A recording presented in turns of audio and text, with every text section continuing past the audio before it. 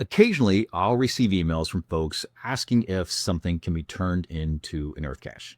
And I recently got one from a fellow geocacher asking if a recently archived Earth cache could be recreated.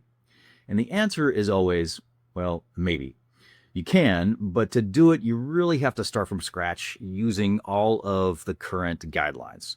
But you do have a head start because you have both a lesson and a location. So let's see if we can recreate this one, breaking it down using my 6-step method.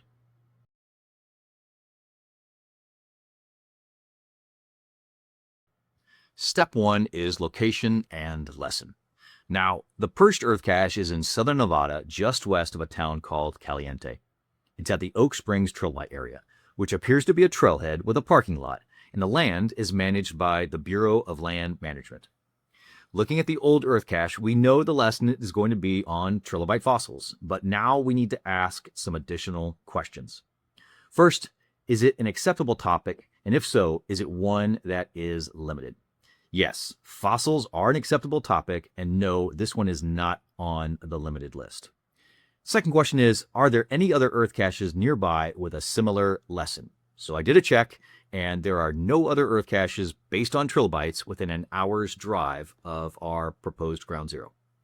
Third, is the location accessible to the public, and is it safe? Yes, it's a trailhead. So far we're doing good. Step 2 is getting permission. Now, while the guidelines have relaxed a little bit on how or when to get permission, federal agencies still require you to formally request permission.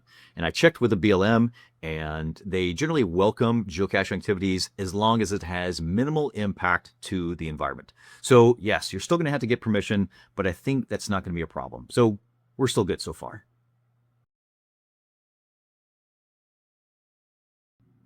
Step 3 is research, and we know that this one is going to be based on trilobites, and apparently there are 6 different trilobites that you can observe at ground zero. Now apparently there is, or there used to be, an information board located at the trailhead, and while my recommendation would be you don't simply just copy and paste your lesson based off of the information board, I do always think that information boards are a good place to start your research.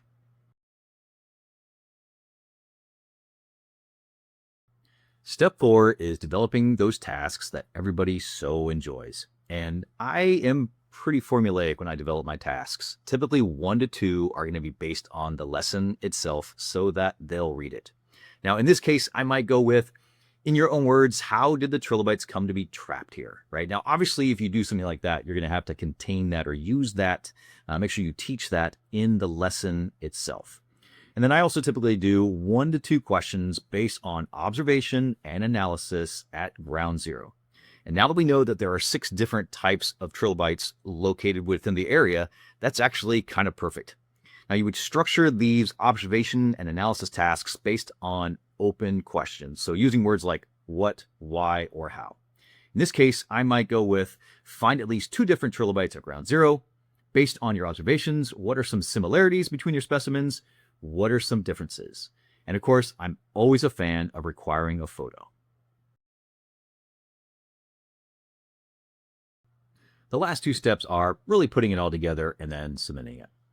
Now, taken as a whole, this area is perfect for an Earth cache. But don't forget, you're going to have to visit the location within the last 2 months, and you'll still have to reach out to the BLM folks for formal permission.